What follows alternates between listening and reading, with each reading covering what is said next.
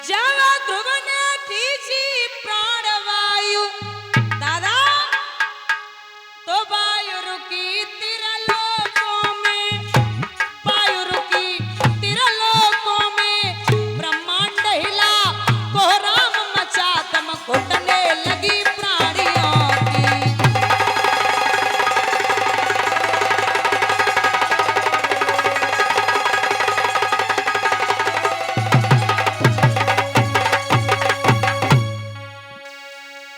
जीवों की आंखें पथराई, एड़ियां रगड़ी छटपटाई उठे, एड़ियां रगड़ी छटपटाई उठे, हिल उठा इंद्र का सिंहासन, जलवासी सभी तिलमिला उठे।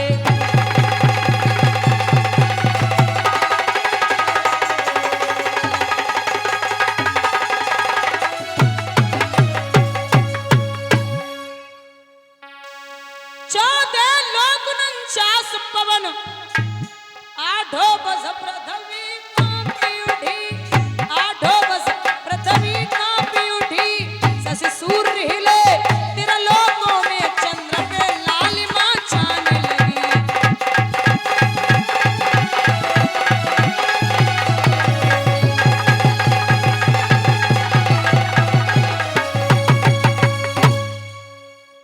जब ध्रुव ने खींची प्राण वायु तो वायु रुकी त्रिलोकों में, ब्रह्मांड हिला कोहराम मचा दम घुटने लगी प्राणियों की। जीवों की आंखें पथराई, एड़ियां रगड़े झटपटा उठे, हिल उठा इंद्र का सिंहासन, जलवासी सभी तिलमिला उठे। 14 लोक 49 पवन, आठों वस पृथ्वी कांपी उठी, शशि सूर्य हिले त्रिलोकों में, चंद्र पे लालिमा छाने लगी। ऐसी हालत है, इंद्र को सिंहासन हिले रहो, और इंद्र के सिंहासन के बोल्ट बड़े ढीले रहते हैं। कोई भी तपस्या करे उसका सिंहासन हिलना ही हिलना है। इंद्र ने अप्सराएं भेजी, जाओ कोई भी तपस्या कर रहा हो उसकी तपस्या भंग करके आओ।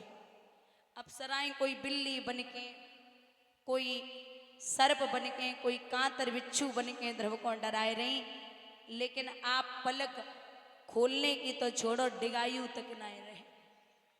भगवान के भक्त को सताना छोटी बात नहीं होती। माया रूपी ततैया ब्रह्म ने भेजे, जो वेश्याओं पे टूट पड़ी वेश्याएं भाग गई।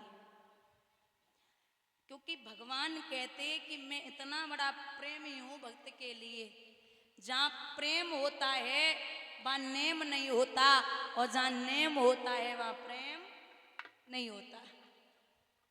आप याद रखना, कीर्तन जिनका होता होगा, होगी न कपट की चाल, जहां नाचते मिलेंगे ए भैया यशोदानंदन गोपाल, वहां ब्रह्म भाव का भूखा है।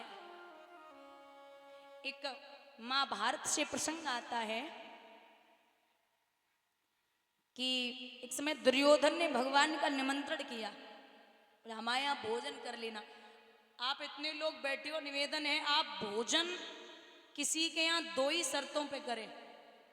या तो आप बहुत भूखे हों तो आप भोजन कर सकते हैं, और या तो कोई आपका पेट भी भरा है और आपको कोई प्रेम से खिला रहा है और कह रहा भैया निवेदन है 2 निवाले तोड़ लो, तो आप भोजन कर सकते हैं। दुर्योधन ने कृष्ण का निमंत्रण किया, लेकिन वहां विदुर भी बैठे थे, पांडव भी बैठे थे। तो दुर्योधन बोला आइए, मैंने आपके लिए 56 प्रकार के भोग बनवाए हैं। अरे इन पांडवों में क्या रखा है, खुद के लाले पड़े हैं, आपको क्या खिलाएं, आइए मैं आपको भोजन कराता हूं। भगवान ने दुर्योधन को देख के सोचा कि इसका तामस खत्म नहीं होता, इसका घमंड खत्म ही नहीं होता। विदुर जी पे निगाह चली गई, सो ब्रह्म मुस्कुराए के बोले भैया दुर्योधन, बोले जी जी बोलिए, और कुछ चाहिए? भगवान बोले चाहिए कछु नाए, माफी चाहिए। बोले क्यों? बोले क्या है ना, तुमने हमारो निमंत्रण कर दियो, हम तुम्हें बताए ना पाए, हमारो निमंत्रण काका विदुर जी के आए। विदुर जी तो आके फाड़ के देखने लगे, इतना झूठ कौन बोलता है। अरे हमारे घर पे खाए हुए को दाने ना आए और जो कह रहे कि हमारे घर पे नहीं होता है। सो पीछे वाले दरवाजे से निकल के पहुंचे। विदुर की पत्नी का नाम है सुतपा। विदुरानी से बोले अरे जल्दी आओ। क्या हो गया? वो पहले तो कुंडी बंद कर दे। बोले क्यों इतने हड़बड़ी में क्यों? बोले अरे कुंडी बंद करके आप पगली गजब है गो। बोले हुआ क्या? बोले अरे ओ देवी कृष्ण आ रहा है। सुतपा बोली ये तो बहुत अच्छी बात है, वो तो किसी के यहाँ जाते भी नहीं, आपके यहाँ आ रहे तो बढ़िया बात है। बोले नहीं नहीं खाने आ रहा है, कछू है, कोई कछू ना है। तो बोले गेट बंद कर। सो कुंडी बंद करी। अच्छा सब लोग दुनिया में यही चाहते हैं कि ब्रह्म हमारे घर पे आ जाए, यही चाहते हैं ना।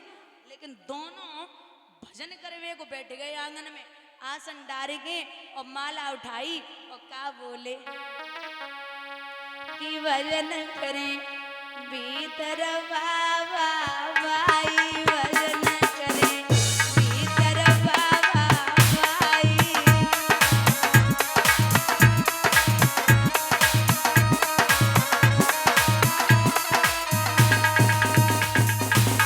ए भैया आसन डार लो आंगन में, लो आंगन में माला तो उठाई, भजन करें भीतर बाबा भाई, भजन।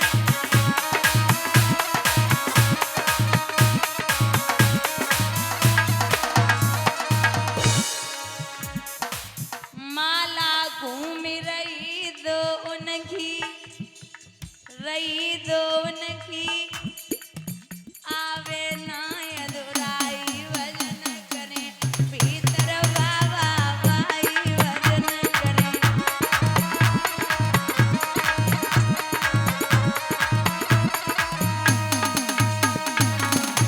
कह रहे प्रभु हमारे घर पे ना आवे, और तब तक ए जिया दो उनकी लगी रही रटना, लगाए रहे रटना।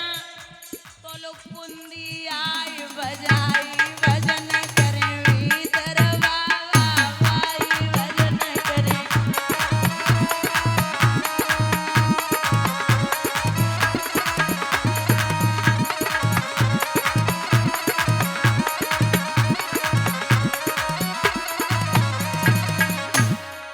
जिया दो उनकी लगी रही रटना, लगाए रहे रटना। तो लोग कुंदी आए बजाई, भजन करें भीतर बाबा भाई।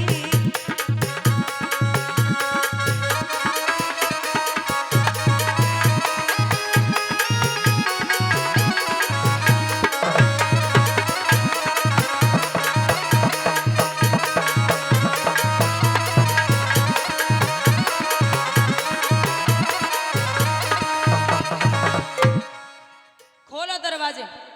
अब विदुर जी कह रहे तुम खोलो, विदुरानी कह रही तुम खोलो। विदुर जी बोले बिल्कुल मत खोलो, हम तो हटेंगे ही ना।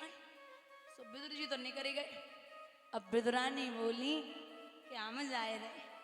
सो जैसे ही दादा दरवाजे खोले, दरवाजे खोले के भगवान बोले क्या बात है काकी, इतनी देर कैसे लगी? सो विदुरानी बातें बनाए कि बोली दादा वो स्नान कर रहे थे। भगवान बोले वो तो हमें पता कितना बढ़िया स्नान चल लो, तो फिर तो हम ही ऐसे ठहरे सो चले आए। हाँ हमें सब पता है कि तुम्हारा स्नान कैसे चल लो।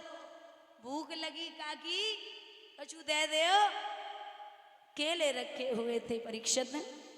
सो केले के छिलका जो है वो ब्रह्म के मुख में देने लगी और गिरी फेंकने लगी। बड़े चाव सो माधव उन छिलकों का भोग लगाने लगे। जब काफी देर रह गई छिलका खाते खाते, तो विदुर जी आए कि बोले पगली क्या कर रही है? अलग हट, मैं खिलाऊंगा। अब बुजुर्गों विदुर जी गिरी खिला रहे और छिलका फेंक रहे। कुछ देर बाद कृष्ण ने सवाल कियो काका आप संतुष्ट हैं? हाँ मैं ठीक हूँ। सो विदुर जी बोले कुछ पूछनी है? पूछो पूछो। सच बोलना कन्हैया, जो स्वाद काकी के छिलकों में था वो उस गिरी में है या नहीं है? सो भगवान हाथ जोड़ के बोले काका चाहे बुरो मानो या भलो, जो स्वाद काकी के छिलकों में था वो उस गिरी में नहीं है। आप जानते